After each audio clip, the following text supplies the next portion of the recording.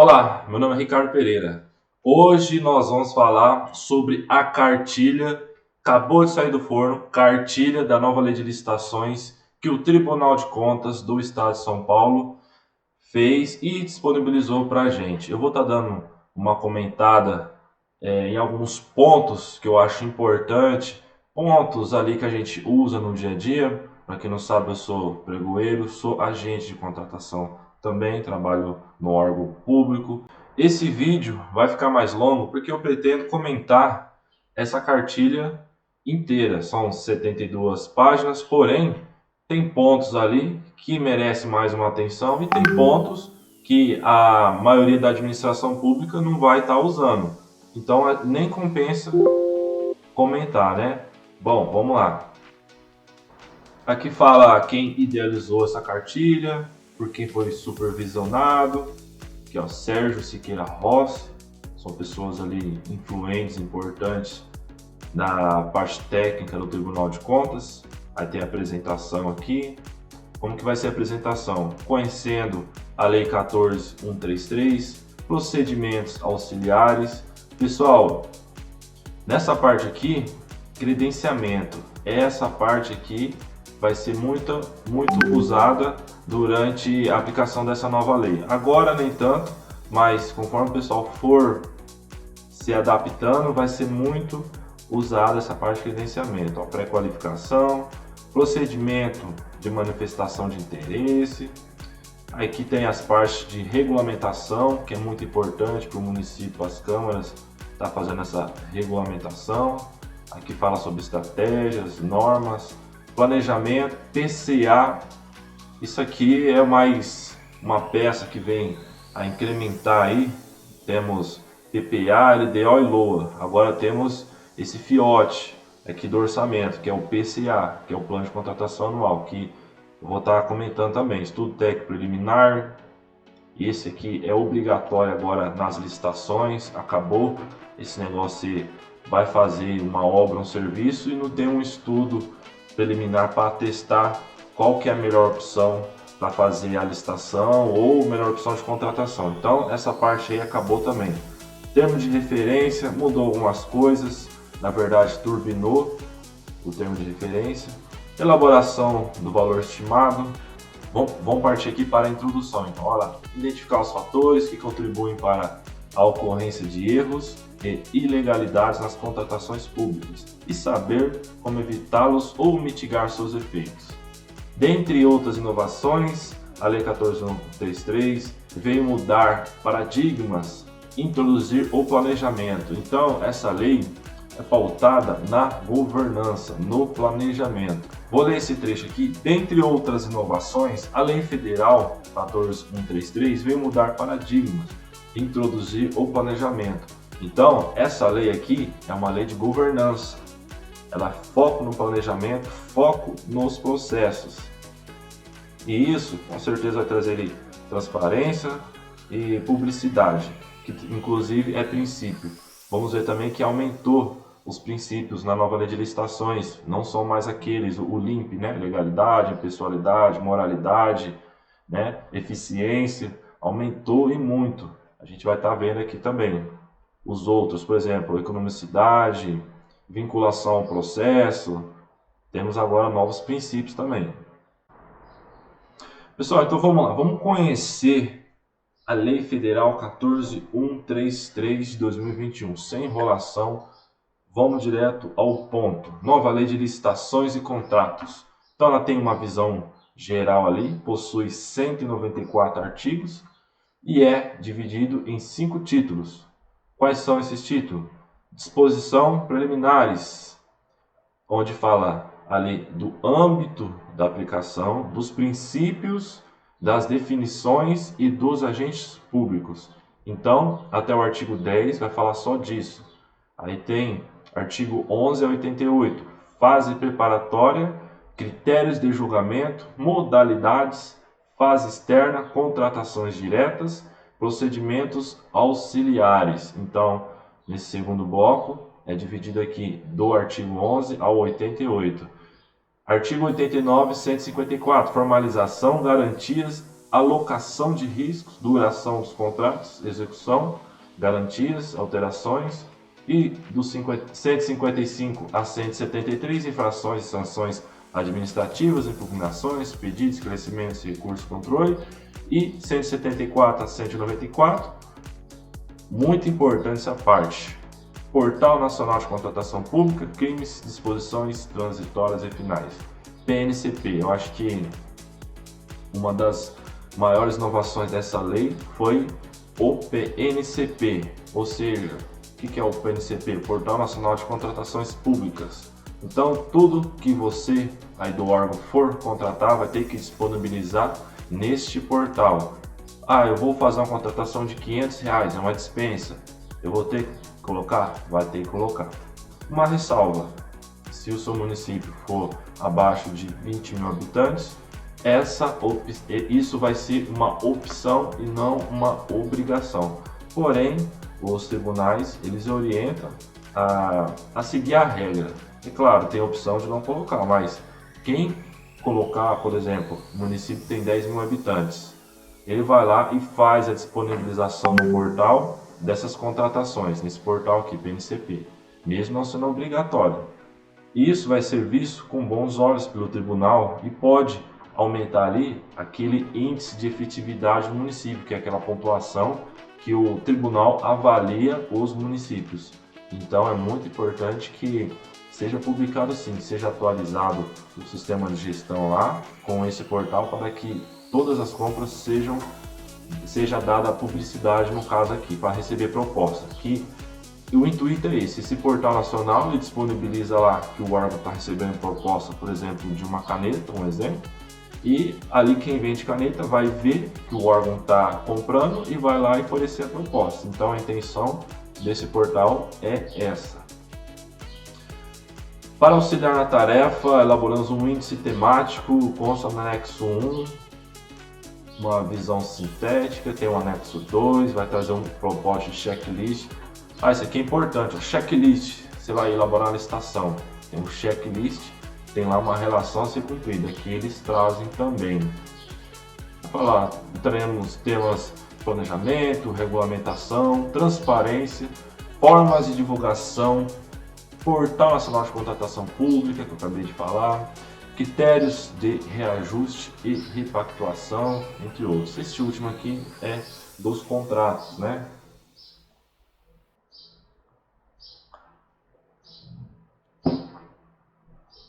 Aqui fala também que foi emitido um comunicado.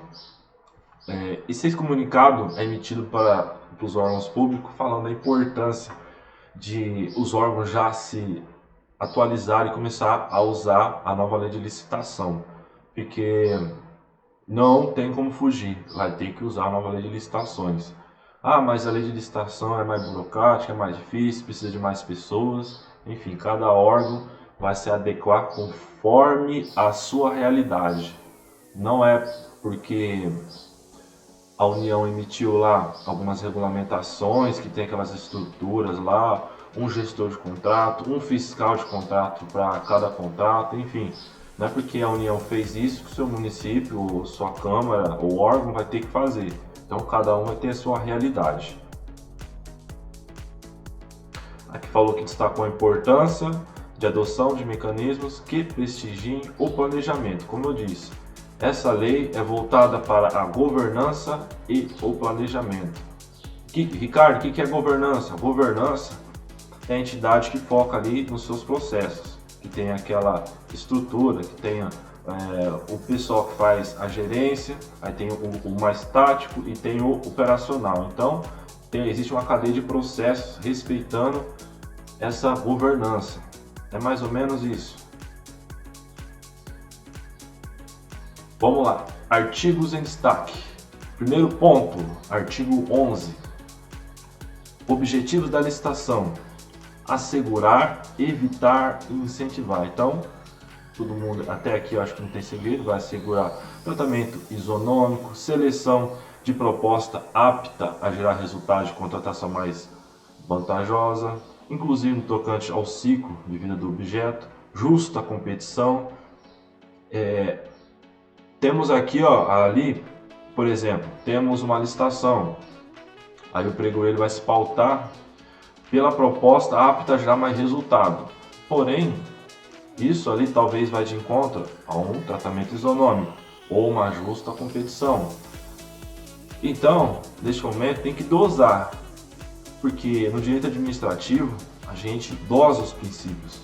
A gente não tem, quando não há ali regra na lei, não existe um normativo, a gente tem que dosar pelos princípios. E essa lei, ela é pautada, se eu não me engano, em 15 princípios. A gente vai estar vendo. Então você vai ter que dosar. Não está escrito como vai ser na lei. Então, tá, não fala que é legal, mas também não fala que é ilegal. E aí, que eu faço? Aí tem que ver. É moral? Foi dado tratamento isonômico? Teve justa competição? Selecionou a proposta a gerar resultado? É econômico? Enfim, tem vários princípios que um não sobrepõe o outro, porém eles têm que conviver ali harmonicamente. Evitar sobrepreço, preços manifestamente inexequíveis, vou falar aqui. Superfaturamento. Pessoal, vocês sabem a diferença de sobrepreço e superfaturamento?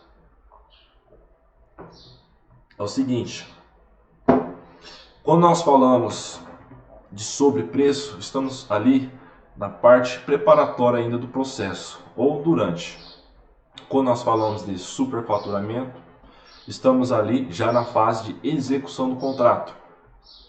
Sobrepreço, vou dar exemplos aqui da prática, né, que eu atuo, é quando você orça. Então a administração tem que orçar para fazer uma estimativa de preço antes de partir para a licitação em si, para o edital. Então você vai orçar, por exemplo da caneta. A caneta no mercado é R$2. Então você orça, ali você não presta atenção nas características e você orça uma caneta a R$5. Então houve ali um sobrepreço, muito mais de 100%.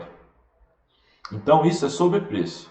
Superfaturamento. Superfaturamento é quando, por exemplo, o órgão firmou um contrato com uma empresa que vai fornecer lá um monte de caneta, um exemplo, e tem a descrição lá, caneta BIC, esferográfica 1.0. Aí, ao invés desse fornecedor fornecer essa característica dessa caneta, que foi orçada, por exemplo, a R$2, ele vai lá e fornece uma caneta de menor qualidade. E o gestor do contrato não percebe e deixa passar. Então houve ali um superfaturamento. Então ofereceu um serviço, pode ser um material ali de menor qualidade e que no caso houve ali um prejuízo. Então o superfaturamento ele é visto assim mais grave do que o sobrepreço, não que seja tão menos grave assim, mas quando você superfatura é mais grave do que você fazer um sobrepreço, porque o sobrepreço ali você pode cometer um erro, pode ser um erro formal. Já o superfaturamento já é um erro ali que é um erro que não pode acontecer. Aqui traz o parágrafo único do mesmo artigo do 11, traz ali a identificação de quem é o responsável pela governança nas contratações e pela implementação de processos e estruturas para, entre outras finalidades, alcançar os objetivos da licitação. Como eu disse, a nova lei de licitações é focada ali em governança. Então, tem que ter ali quem que é o responsável e como que ele vai proceder a essa estrutura de processos para que seja alcançado ali o objetivo final, que é, no caso, a licitação. Bom, vamos lá. Temos aqui mais um diagrama aqui. Objetivo da licitação, responsabilidade da alta administração do órgão. Responsável pela governança das contratações, então deve implementar em processos e estruturas, gestão de risco e controle interno quando você vai fazer uma licitação. Não todas, algumas necessitam sim de você fazer uma matriz de risco para depois você acompanhar se aqueles riscos vão se efetuar, e conforme eles vão se efetuando, você deve ter ali um entrave para cada risco com uma solução, para que não prejudique a licitação como um todo. Então tem lá avaliar, direcionar, monitorar, né? Qual que é a finalidade? Alcançar os objetivos da licitação, assegurar o alinhamento das contratações, planejamento estratégico, de acordo com as leis orçamentárias, promover eficiência, efetividade, eficácia. Eficiência é uma coisa, efetividade é outra, eficácia é outra. Então esses três termos são diferentes, são os três E. Isso aqui a gente vê na parte operacional. Quanto às orientações relativas ao processo licitatório, podemos destacar aquelas estabelecidas no artigo 12. Quais são as orientações? Então existe uma orientação no processo licitatório. Documentos produzidos por escrito, data, assinatura, valores, desatendimento de exigências formais e outros. Não afastará a proposta, não invalidará o processo. Às vezes acontece ali de alguns erros formais e o pregoeiro, no caso, ou quem está conduzindo a licitação, não pode se classificar por causa de erros ali formais. Tem que ser um erro material e tem que ser muito um erro grave ali que vai de encontro aos princípios ali, por exemplo, da isonomia, competitividade, enfim, que afete o preço. Nesses erros, sim, a administração pode desclassificar, desabilitar uma licitante. Prova de autenticidade, cópia de documento original, declaração de autenticidade por advogado, enfim, isso aqui é uma coisa intuitiva, não que seja tão relevante. Os atos têm que ser preferencialmente digitais, ser mantido à disposição do público em site oficial, na realização de licitações, execução de contratos. Enfim, você deve manter lá no seu site oficial as licitações, quando que vai ser a licitação, quem ganhou a licitação, qual o valor da licitação, qual que é o CNPJ de quem ganhou. Tem que estar tudo lá, o contrato, tá lá. E outra, tem que estar no PNCP também, Portal Nacional de Contratação Pública. Fez a licitação, colocou tudo lá bonitinho no portal, você não colocou que foi homologado a licitação lá no portal, como que a pessoa vai entrar no portal para saber a informação dessa licitação, vai saber? Então, todos esses processos devem constar lá no PNCP também e no site oficial também. Quando ele fala site oficial aqui, geralmente é o PNCP, Portal Nacional de Contratação Pública, é o site oficial geral. Porém, nada impede, inclusive conta pontos, o índice de efetividade do município, se você colocar no site de vocês. Colocar aí no site, bonitinho, igual eu disse, todos os procedimentos da licitação. Na hora que o agente de fiscalização for ver, vai contar ponto. Com certeza conta ponto. Convém rememorar que o estabelecido no artigo 12, inciso 4, deve observar o disposto no artigo 80, com relação à documentação de habilitação, poderá ser apresentado no original, por cópia ou qualquer outro meio expressamente admitido pela administração. Esse aqui é o pessoal chega lá com documentação, o pregoeiro pode autenticar na hora lá e conferir com o original. Vamos ver aqui, ainda no âmbito da formalização do processo, destacam-se as orientações contidas, instrução dos processos de contratação direta, que compreende caso de inexigibilidade. Então é o seguinte, no caso aqui de inexigibilidade de contratação direta, deve constar essas formalidades também, instrução dos processos de contratação direta. Então, vamos lá, contratação direta, documento de formalização de demanda. E, se for o caso, tá? Não é assim, se for o caso, não é opcional não. Então, você vai fazer uma contratação, seja direta, seja uma licitação, você deve ter lá documento de formalização da demanda, que vai ter, no caso de contratação direta, se for o caso, vai ter o estudo técnico preliminar, uma análise de risco e um termo de referência, projeto básico executivo. Pessoal, termo de referência ou projeto básico ou executivo. Então, se você tiver um projeto básico, é um termo de referência. Só para deixar bem claro aqui.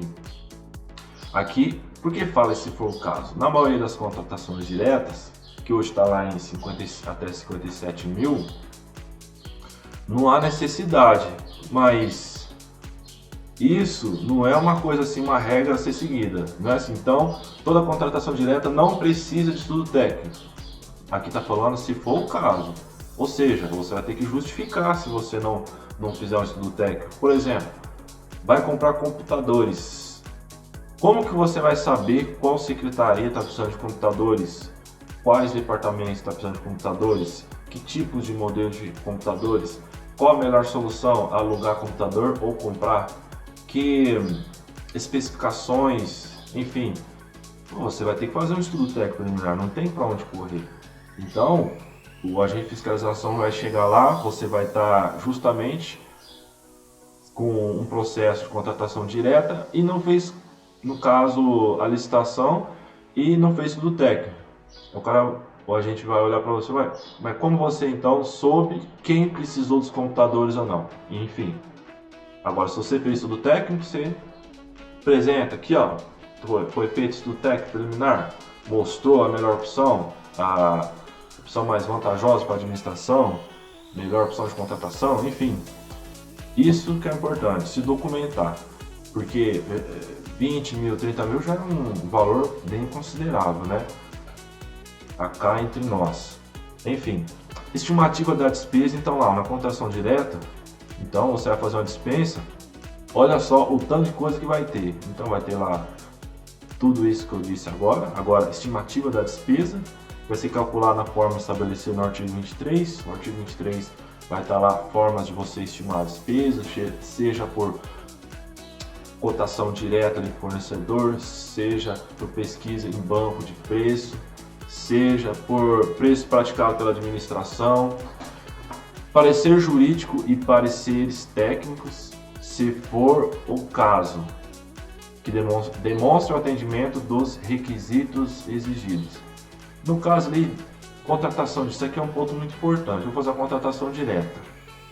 Vai precisar de parecer jurídico? Não vai? Olha, esse ponto o município pode regulamentar. Por exemplo, em contratações ali, estipula um critério e fala, vai ter parecer jurídico. Contratações até 3, 4, 5 mil não vai ter. Enfim, o município também pode regulamentar essa parte.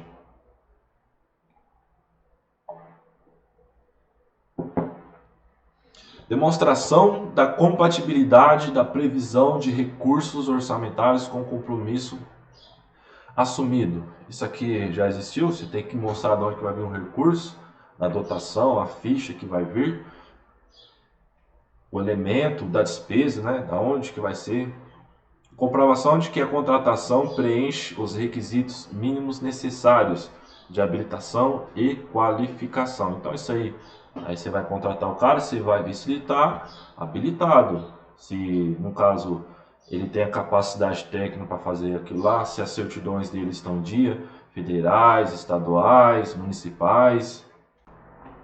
Razão da escolha do contratado. Olha, então você tem que mostrar a razão. Qual que é a razão que você, por qual razão você escolheu essa contratada?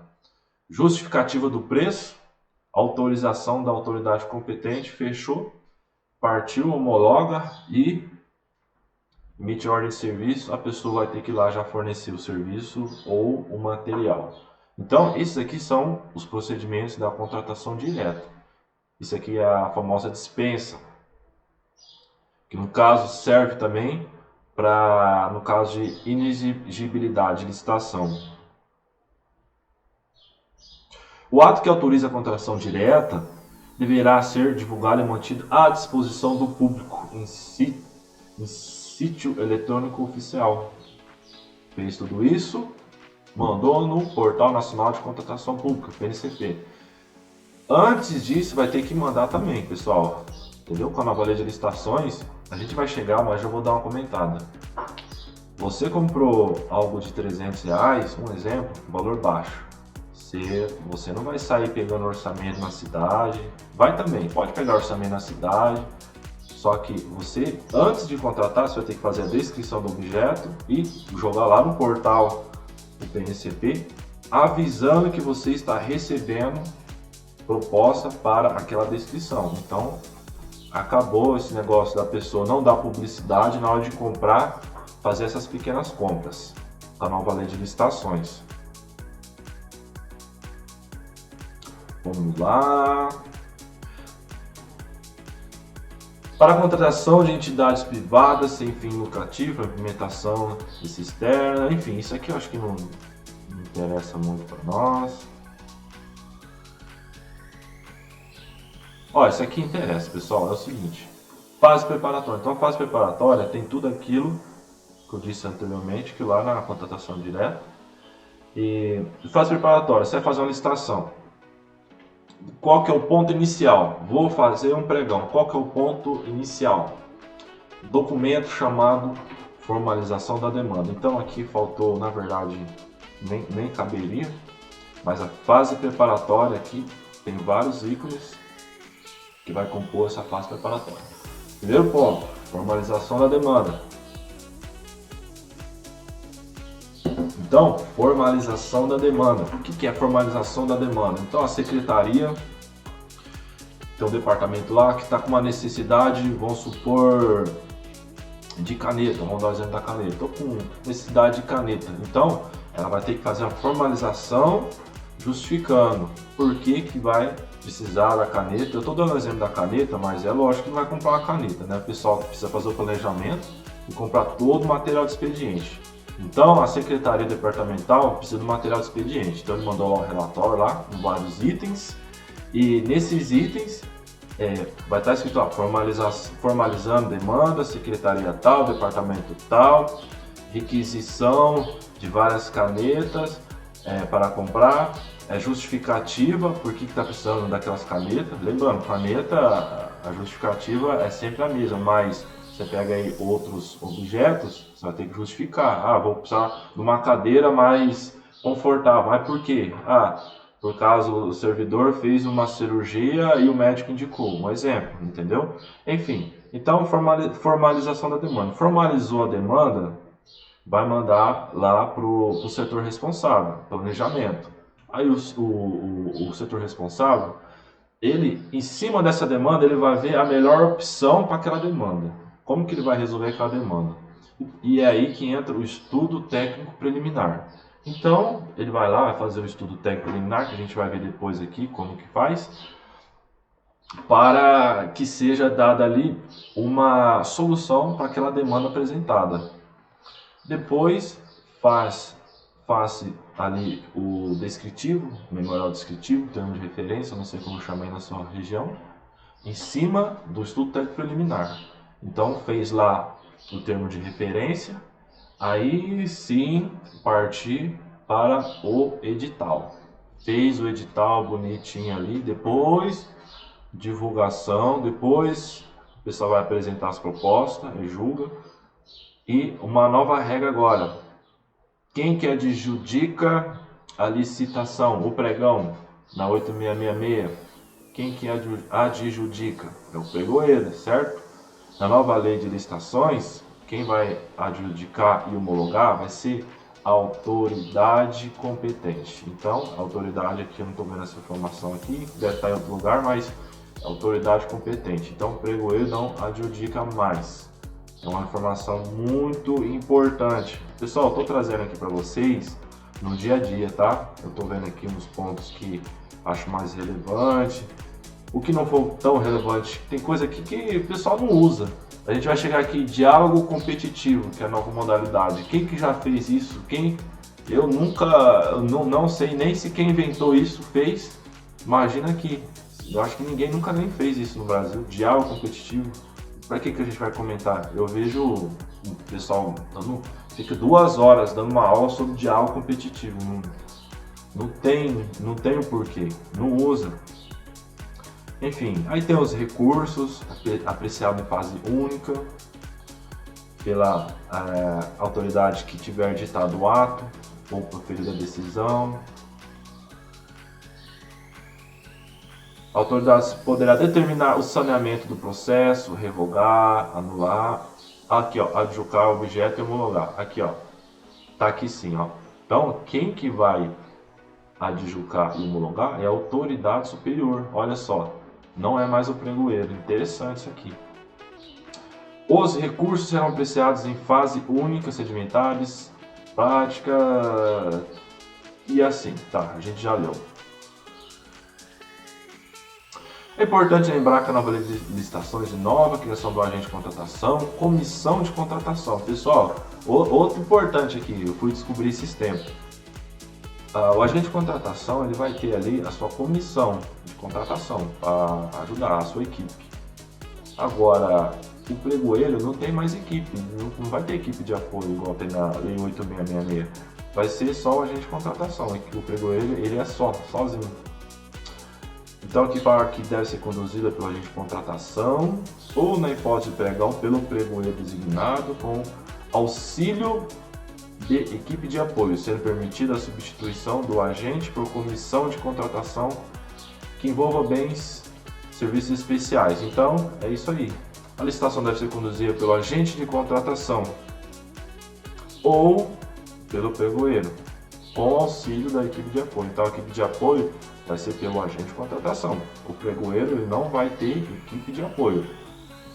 Pode nomear a equipe de apoio pregoeiro? Pode, eu acho que pode. É que a lei não traz essa obrigatoriedade, né?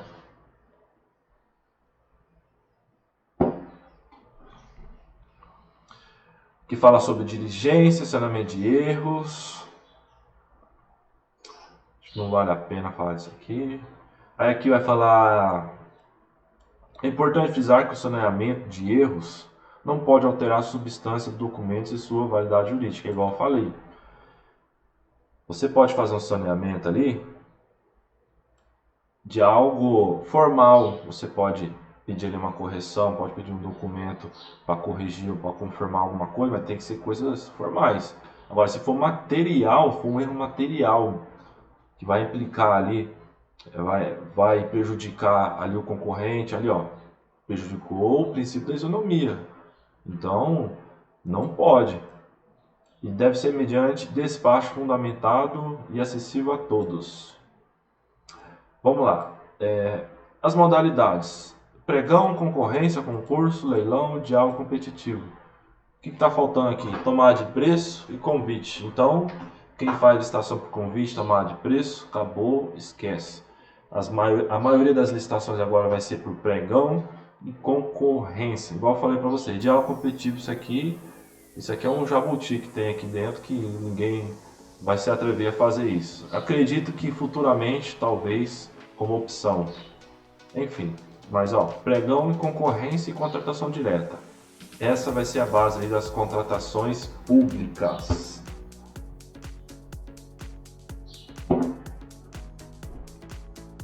Então vamos lá. Aqui ó, as principais, que é o pregão e a concorrência, que é a maior utilização, como eu disse. Maravilha, um diagrama. Pregão todo mundo já conhece, é basicamente copia e cola da Lei 10.520. Obrigatório. O que a gente tem que focar em pregão? Bens e serviços comuns. Objetos que podem ser definidos objetivamente. Isso é muito importante, principalmente em obras e serviços comuns de engenharia. Aqui, ó, ia falar, serviços comuns de engenharia. Você vai fazer uma pequena reforma ali no estacionamento, no chão do estacionamento. Você não vai precisar contratar um engenheiro para fazer ali, registrar uma RT lá no CREA. Enfim, é serviço comum, você faz por pregão. Pregão. Bens e serviços especiais não se aplica. Obra. Se você falou em obra, não é pregão. Vai ser concorrência. Porque envolve lá projetos, registro, enfim. Serviços especiais de engenharia, técnico especializado. Então isso aqui vai ser por concorrência. Locação imobiliária e alienações. Isso aqui não se aplica ao pregão, tá, gente? Divulgação, mínimo 8 dias, manteve lá da 10.520. Mínimo 10 dias úteis do artigo 2. Os prazos poderão ser reduzidos nas licitações pelo Ministério da Saúde. Então no SUS importante isso aqui, ó. O Ministério da Saúde lá pode reduzir o prazo pela metade. Aí deixa a pergunta, e para a Secretaria de Saúde pode reduzir esse prazo pela metade? Confesso que eu nunca vi isso, eu nunca vi. Confesso que não sei responder essa, mas pelo princípio ali da paridade, né? Então acredito que sim, porque se o Ministério da Saúde pode, no âmbito do SUS, municipal também é âmbito do SUS, Secretaria de Saúde, então pode reduzir pela metade mediante justificativa. Não tenho certeza, vou pesquisar mais sobre depois. É um ponto bem importante isso aqui. Concorrência, bens e serviços especiais, ata, obras, serviços de engenharia comuns, aqui definindo objetivamente. Você pode fazer também a concorrência aqui, ó, serviços engenharia, privativos de arquiteto ou engenheiro, especiais, não é possível escrever objetivamente. Então, aí temos aqui também a concorrência, bens e serviços especiais, ata, heterogeneidade ou complexidade, essa palavra é difícil, hein? Obras, a divulgação em 8 dias também da concorrência, 25 dias no caso do artigo 55.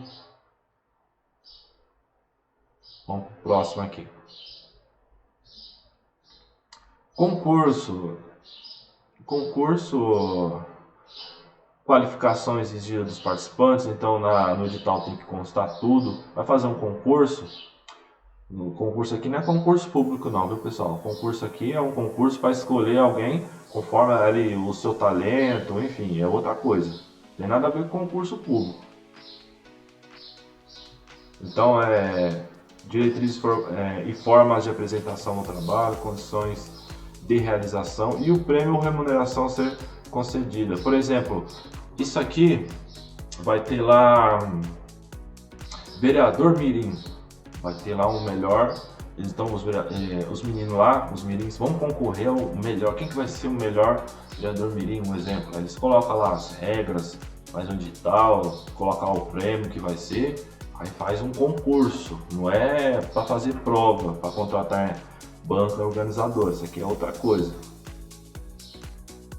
Quando vai fazer um concurso mesmo para entrar no serviço público, geralmente eles contratam uma banca organizadora que vai fazer esse concurso. Como é que eles contratam isso? Muitas vezes pode ser por dispensa ou por contrato de inexigibilidade de licitação, por causa da singularidade do serviço. A FGV é única, VUNESP é única, FCC, enfim, cada um tem ali a sua não moralidade, tem ali a sua qualidade diferenciada das outras. Então, se fosse concurso público, o caminho ia ser esse aí, contratar primeiramente a banca. Aí depois a banca que fica responsável por fazer o edital lá dos concursos. Enfim, aí tem aqui o leilão. Essas coisas aqui não usa muito. Tem que ter um leiloeiro oficial. As coisas da administração não estão sendo mais utilizadas, então a prefeitura quer vender. Pode vender? Pode. Os bens aqui da Câmara a gente não vende, não faz leilão. É lógico, os bens da Câmara faz parte do patrimônio municipal. Então, tornou inservível aí ou não usa mais o bem, tem que mandar lá para a prefeitura. E se o bem tiver em bom estado de conservação, a prefeitura vai poder fazer esse leilão. Então, olha, tem todas as regras aqui, preço mínimo, condições de pagamento, tem que ter uma comissão, porque às vezes você pega lá, a prefeitura troca uma frota inteira, né? Faz o leilão dos veículos, são muitos veículos, então compensa, é uma fonte de receita ali. Essa alienação no caso. A parte que fala das propostas, muito importante. Então a licitante apresentou a proposta lá, é válida por 60 dias. A administração não contratou, então a licitante fica ali à vontade para não mais fornecer esse serviço nem o preço. E pode simplesmente falar, não vou mais fornecer. Porque o que acontecia antes? Você deu a proposta, a licitante deu a proposta para o órgão, e o órgão, aceitou a proposta, fez todo o processo, homologou, fez a publicação, a empresa chega, bonitona, olha, eu não vou mais fornecer. Mas peraí, não é assim que funciona não. Então a administração pode, depende da situação, na verdade isso é muito difícil acontecer, mas a administração pode ali aplicar alguma sanção para ela. Aí temos aqui ó, os critérios de julgamento, objeto, bens, serviços e obras. Objeto, menor preço ou maior desconto, maior retorno econômico, técnica e preço, enfim. Aí tem os bens, é uma tabela, não vale a pena se aprofundar aqui. Aí tem essa questão do aberto, fechado, combinado.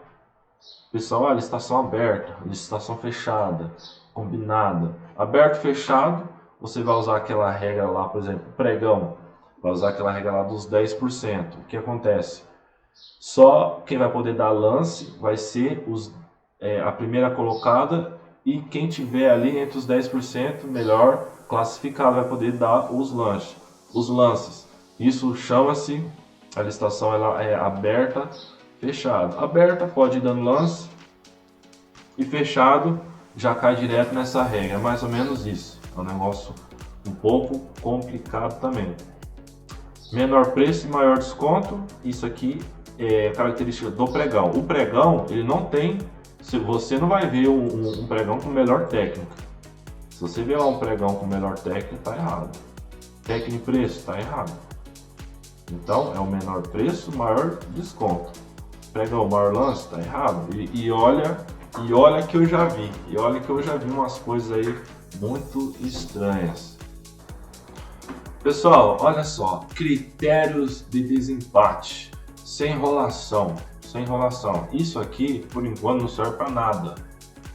Na Lei 14.133, a nova lei de licitações, os critérios de desempate não servem para nada.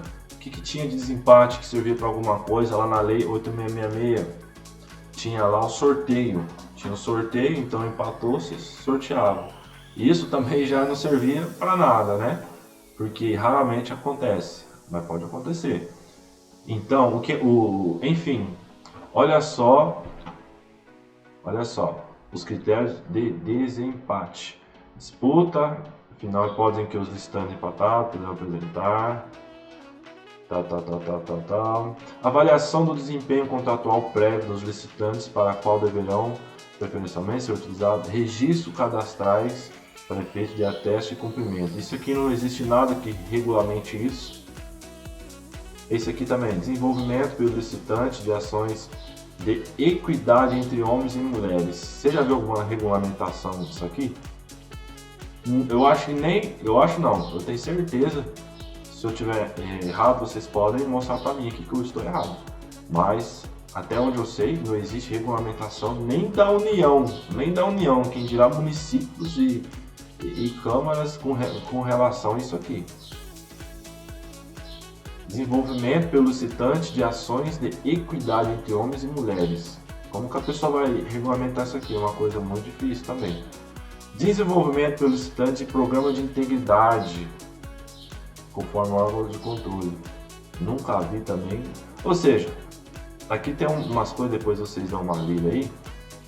Igualdade de condições, se não houver desempate, será assegurada preferência sucessivamente aos bens e serviços produzidos e prestados. Aí tem lá prestados no Brasil, a concorrente, a maioria vai ser prestado no Brasil, então. Enfim. Critérios de embate, nova lei de licitações, por enquanto não serve para nada. Mas a gente tem que dar uma olhada. É relevante, aplicam as licitações de contrato. Isso aqui é importante, olha só, aqui está falando. É relevante destacar que o artigo 4º estabelece que se aplicam as licitações de contratos a disposições constantes nos artigos 42 e 49 da lei complementar, que é a lei das ME e das EPP. E lá, no caso,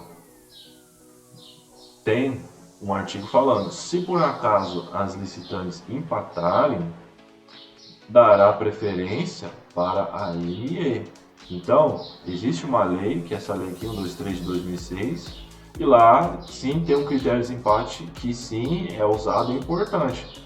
Então a ME foi lá, empatou com uma empresa de grande porte.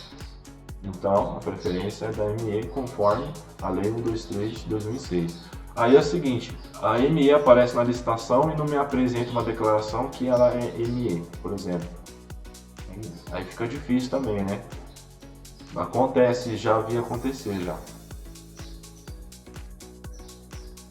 Lei Federal. Quando permitida na licitação, a participação de empresas em consórcio, vai ter que observar as normas, na Lei 8666. Salvo vedação justificada no processo licitatório, a pessoa jurídica poderá participar da licitação em consórcio. Aí tem umas normas que a pessoa vai poder participar em consórcio, não é muito interessante para nós também.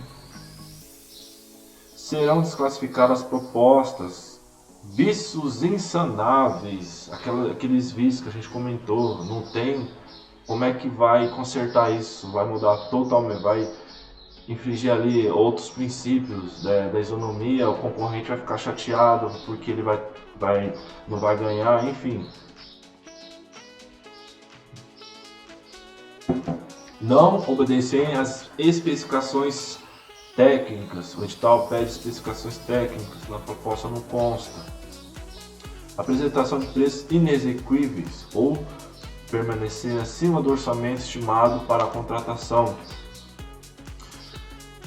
É o seguinte, o órgão foi lá e estipulou 50 mil reais para contratar. E vamos supor que ele colocou sigilo, vamos supor. Chega uma empresa, eu faço serviço por 70. Então, se ele estipulou 50, é porque ele fez uma pesquisa de preço, pesquisou no mercado, viu as condições. Então, se eles decidiram por colocar 50 mil, eles não podem aceitar 70 mil. Então, não pode estar acima do orçamento estimado para a contratação. Então, será desclassificada. Mas se for no pregão? No pregão, essa proposta ela pode abaixar de valor. Eu não acho razoável desclassificar uma proposta acima do preço em um pregão, porque ela vai baixar de valor. Preço inexequível, o que é? O que é isso, inexequível? É o seguinte, orcei por 50 mil, uma obra, por exemplo, aí chega lá um cara dando por 25 mil, ele vai executar o serviço. Aí a gente pensa, como que ele vai fazer isso? A gente pode declarar que esse preço é inexequível, ou seja, vou desclassificar a sua proposta, porque esse preço está a metade do que a gente orçou aqui. Olha, primeiramente, a doutrina fala que a gente tem que dar ali a oportunidade para, no caso, a licitante, demonstrar que ela consiga executar esse objeto. Aí a gente, por exemplo, abre um prazo para ela, seu preço está metade, como você vai fazer isso? Aí ele vai lá, às vezes ele justifica, olha, eu tenho material parado, que eu comprei há muitos anos, muitos meses, e que não usei numa obra, que cancelei, e que vai ser eu que vou executar, eu tenho filho, eu tenho minha mulher, nós vamos executar o serviço, então cortando o custo, nós conseguimos executar. É uma justificativa plausível? Parece ser plausível, entendeu? E tem também a questão do preço inexequível, você tem que dar oportunidade para que ele demonstre que ele é capaz de fazer esse serviço, né? Existe algum critério específico que fala que o preço é inexequível? Existe a nova lei de licitações, em algum artigo aqui lá para baixo vai trazer, que se a obra for 75%, se a proposta for 75% ali do valor estipulado pela administração, o pregoeiro, a alta administração pode ali começar a considerar essa proposta como preço inexequível. Porém, é igual aqui, tem que ser demonstrada quando exigido pela administração. A administração vai demonstrar. Metade do preço, então me prove que você consegue fazer. Eu não posso simplesmente desclassificar a proposta da licitante por causa disso. Apresentarem desconformidade com a exigência do edital desde que insanável. Ausência de declaração por parte da licitante de que suas propostas econômicas compreendem a integridade dos custos para atendimento de trabalhista segurado. Isso aqui é muito importante. Você vai contratar um serviço. Nesse serviço tem que colocar lá uma declaração de que aquela proposta ela está ali com todos os custos trabalhistas, todos os custos ali que as normas, convenções coletivas do trabalho impõem para um funcionário. Então ela tem que apresentar uma declaração ou escrever na própria proposta. E aqui, ó, bem claro, e vai ser desclassificado. São desclassificadas as propostas que houver uma ausência de declaração desse assunto que eu acabei de comentar. Convém destacar que a verificação das conformidades da proposta poderá ser feita exclusivamente em relação à proposta mais bem classificada. Por isso que existe esse problema, né? As pessoas chegam lá para a estação, vamos consertar tal ponte. Aí chega lá aquele monte de gente, vai baixando o valor, o pregoeiro deixa. O cara pega lá a obra por metade do valor, o pregoeiro só vai lá e chancela, assina, não pede para essa licitante informações de como ela vai executar, não fala que é inexequível. A alta administração também já quer se livrar desse processo, porque são vários processos, um a menos, enfim. Aí acontece que a empresa contratada por metade do preço começa a fazer a obra e chega na metade da obra, adivinha? Que é repactuação econômico-financeira do contrato que não está dando conta, sob risco de prejuízo na administração por paralisação da obra e objeto. Olha só que lindo isso, acontece todos os dias. Talvez ali uma firmada mais ali no processo de compras, na hora de escolher a empresa, talvez seria um indicador de melhora para esse problema. Quem vai dizer isso, definir isso, é o chefe ali da governança, o responsável pela governança. Lembre-se, essa lei é pautada pela governança. Então, as decisões, por parte de todos os procedimentos, vai passar pela governança. Então, se o responsável da governança implementar, ali no caso, diretrizes para diminuir esse risco desse problema que eu disse anteriormente, talvez melhore esse processo. Então vamos ver os procedimentos auxiliares: credenciamento, pré-qualificação, procedimento de manifestação, sistema de registro de preço. O que mais usa é esse aqui, ó. Esse aqui usa pouco, mas está usando também.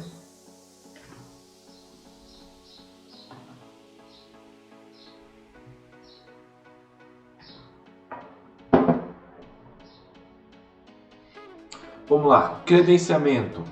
Um processo administrativo. Você não pode chamar de licitação porque é um procedimento auxiliar. Aqui, ó, é um processo administrativo de chamamento público em que a administração convoca interessados em prestar serviços, fornecer bens, preenchidos os requisitos necessários para o órgão.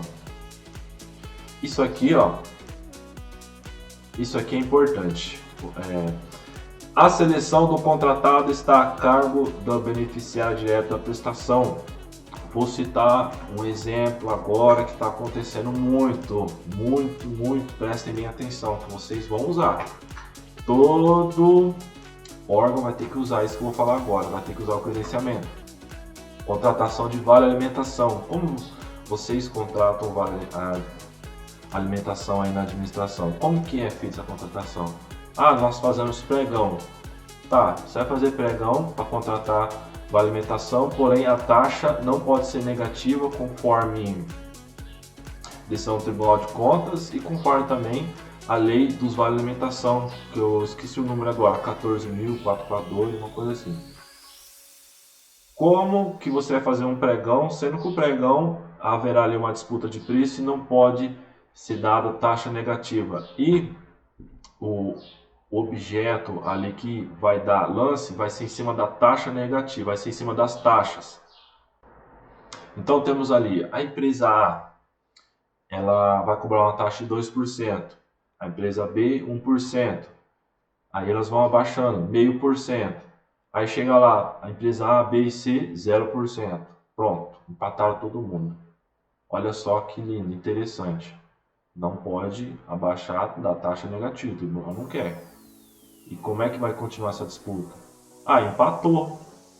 Empatou, vamos para o critério de desempate. Maravilha, critério de desempate, nova lei de licitação, não existe regulamentação de nada. Esses critérios de desempate não servem para nada da nova lei de licitações, não existe mais sorteio. E agora, qual que é a solução? Aí vocês pensam, quem que pode escolher o cartão? Você, quando você vai escolher, você tem direito de ir lá escolher um cartão que vai administrar seu dinheiro. Por que você não pode escolher o cartão que vai administrar, no caso, a administradora de cartão, que vai administrar ali o seu vale alimentação?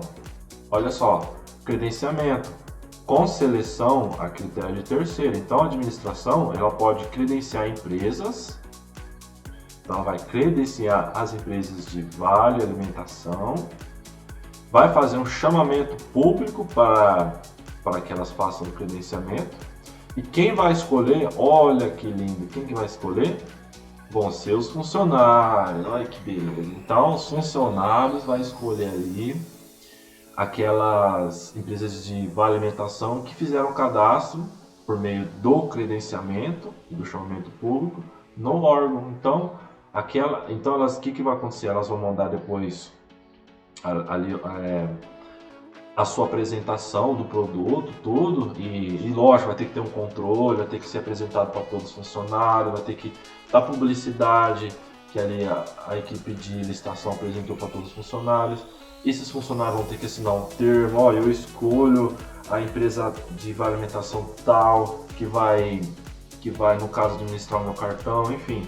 E aí manda e fecha-se o contrato. Geralmente, depende, quando o órgão é grande, eles fazem tipo uma eleição entre eles, para que não ficar ali, tem 20 empresas de vale alimentação, cada funcionário vai escolher uma, aí fica ruim, né? Vai empenhar para 20 empresas, 20 contratos, não é muito assim econômico e também viável, mas faz uma eleição ali, escolhe uma empresa, pronto, acabou o problema. Enfim, credenciamento, vão usar bastante para vale alimentação, pesquisem aí, escutem o que eu estou falando.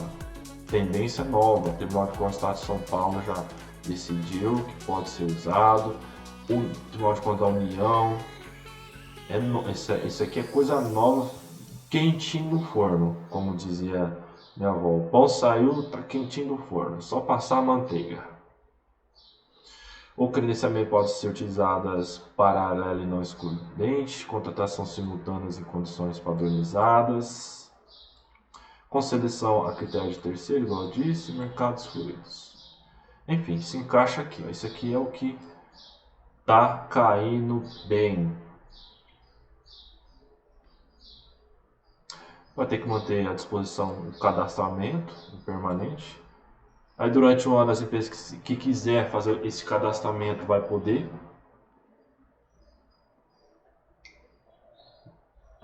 É bom criar regra ali também, né, para o funcionário, falar, ó, você escolheu uma no edital, vai ter que ficar com uma pelo menos um ano, enfim, dá para criar essas regras aí também. Vamos lá, o que mais tem aqui? Já falamos sobre o credenciamento. Pré-qualificação. É um procedimento seletivo prévio à licitação, convocar por meio digital, destinar na área das condições de habilitação. Então a pessoa vai lá, se cadastra e coloca todas as suas pré-qualificações e fica registrado lá no órgão.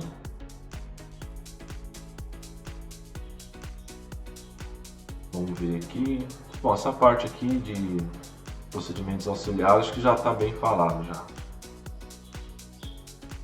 Manifestação de interesse, que é a administração pelo chamamento público. Pessoal, isso aqui é o seguinte, isso aqui é um mini curso de licitação, tá? Vamos entrar, vamos ver aqui o que mais interessa essa cartilha. Modalidade, tá, isso aqui. Ata de registro de preço, não mudou quase nada. Vamos lá. É um documento vinculado e obrigacional com característica de compromisso para a futura contratação, no qual são registrados objetos, preços, os fornecedores, os órgãos participantes e as condições a serem praticadas. Então é o seguinte, você faz um pregão com registro de preço que vai gerar uma ata de registro de preço. Olha só que interessante. Vai lá, registra os preços. Durante este ano eu vou vender lá, tem a oficina, eu vou vender as peças a tanto. Você já calcula, a licitante já tem que calcular já um valor conforme a inflação durante o ano. Porque no meio do ano chegou lá, vai falar, olha só, o começo do ano era um preço, agora é outro. Então já tem que calcular esse valor. Tem a administração que é bem volátil com relação a isso. Eles conseguem fazer reajuste. Tem administração que não, que é muito difícil. Enfim, é mais ou menos isso. Ata de registro de preço. Especificações da licitação, inclusive a quantidade máxima. Ah, tem isso aqui também, ó. Registrou o preço, eu posso vender até 30 mil, eu posso vender até 40 mil.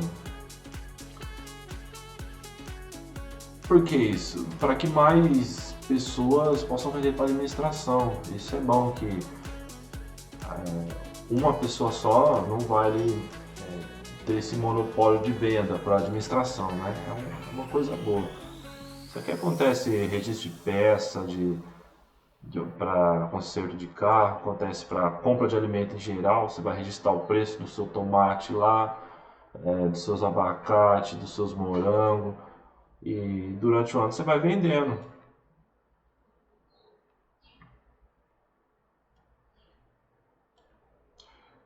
Preços diferentes, se for realizado entrega em locais diferentes. Isso aqui é tudo intuitivo, né? Enfim, acho que não vale a pena. Pessoal, isso aqui é interessante, ó. Na antiga lei, qual que era o prazo da vigência dessa ata? O pessoal foi lá, registrou, foi no pregão, registrou o preço que vai dar durante o ano para aquele produto, para aquele serviço. E aqui na nova lei fala que um ano vai durar esse registro e poderá ser prorrogado por igual período desde comprovado o preço vantajoso. Então, não basta ali, não é automático, tem que se comprovar. Então, a administração vai ter que pedir ali um parecer jurídico para fazer essa prorrogação dessa ata, e esse parecer jurídico vai estar comprovado isso, né?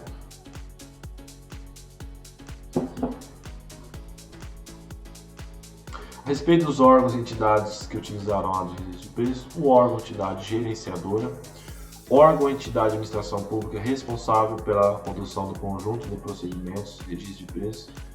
Isso aqui é o seguinte, órgão ou entidade gerenciadora. O que acontece? Essa ata de registro de preço, eu acho que vai ser bastante usada, principalmente, por exemplo, uma cidade grande uma cidade grande em volta várias cidades satélites pequenas. O que acontece? Pela proximidade, essa cidade grande pode fazer ali o registro de preço para vários produtos ou serviços, e essas cidades pequenas, elas podem fazer um convênio aderindo a essa ata de registro de preço com a cidade grande. Olha só que interessante, porque apesar de ser órgãos ali distintos, ela pode aderir a essa ata de registro de preço. Então a cidade grande vai ser, no caso aqui, a gerenciadora. Aqui, ó, aí vai ter, ó, órgão ou entidade participante, que participa dos procedimentos, contratação, órgão ou entidade não participante, que não participa. Isso aqui é bem intuitivo, né? A participante é a que participa, a que não participa é a não participante. É bem intuitivo isso aqui, né? Encheção de linguiça, igual falam, né? Requisito. Cada um participa, ó. Então, é feito o procedimento do pregão lá, vai estar lá, ó. Várias cidades vão participar. Mas aí é o seguinte, acontece que foi feito a ata de registro de preço E essas cidades satélites não começaram o processo junto ali com a entidade gerenciadora. Elas podem aderir a essa ata de registro de preço posteriormente à licitação. Aqui, ó, caso não participem do procedimento, os órgãos e entidades poderão aderir à ata de registro de preço na condição de não participantes, caronas, observados requisitos. Apresentação de justificativa, que vai ser vantajosa a adesão. Demonstrar de que os valores registrados estão compatíveis com os valores praticados no mercado naquela região, né? Prévia consulta, aceitação do órgão, entidade gerenciadora e do fornecedor. Olha que detalhe, isso aqui é importante. Ó. Isso é importante. Aí tem a cidade satélite lá. Não estava, por exemplo, o fornecedor vai vender, vai estar lá no edital, ó, cidade gerenciadora, cidade grande, cidade satélite, vai ter um monte. Ó, vamos supor que tenha 3 cidades satélite. Uma fica a 10 km, outra 5, enfim. O fornecedor, ele sabe que ele vai ter que fornecer para essa cidade de 5, de 3 km, de 10 km. Então ele já vai com preço. Beleza. Após isso, vamos supor que vamos usar o mesmo exemplo, uma cidade satélite de 15 km queira ingressar nessa ata. Como que faz? O fornecedor pode achar ruim, peraí, como é que eu não calculei o preço para levar esse produto a 15 km? Então, vai ter que ter, essa cidade satélite de 15 km vai ter que dar autorização, vai precisar da autorização da gerenciadora e do fornecedor. Então vai ser lavada lá um termo circunstanciado lá de autorização, onde o fornecedor vai falar que também consegue fornecer esse produto para essa cidade satélite. Então tem que ter a anuência do fornecedor também. A faculdade de aderir como não participante é limitada a órgãos de entidade administrativa federal, distrital, que na condição de não participantes, de aderir a entidade que fala, pode ser federal, estadual também. Não é só no âmbito municipal, tá, gente? É vedada a órgãos de entidade de administração pública, a visão de áreas de peso. Aqui é o seguinte, o município pode aderir uma ata federal, estadual, é lógico, comprovada toda a vantajosidade. Agora, como que você vai aderir uma ata, um órgão federal para aderir uma ata municipal? Não faz sentido. De cima para baixo não faz sentido, de baixo para cima não faz sentido. Não tem justificativa um órgão federal aderir uma ata do município. Pessoal, é o seguinte, esse vídeo está ficando muito longo, eu vou fazê-lo em 2 partes. Olha, estamos na página 29 ainda, vai ficar muito longo. Eu acho que a intenção não é cansar vocês, e sim vocês terem a melhor didática possível, apesar que a gente só está resumindo um bate-papo, mas dessa cartilha aqui, muito interessante. No próximo vídeo eu já vou falar sobre a regulamentação, como que você vai tratar a regulamentação no município, no órgão. Então já vamos começar com, acho que a principal ferramenta dessa nova lei de licitações, porque sem a regulamentação o pessoal fica travado, não consegue. Pessoal, é isso aí, muito obrigado, meu nome é Ricardo Pereira, me sigam lá no Instagram. Tchau!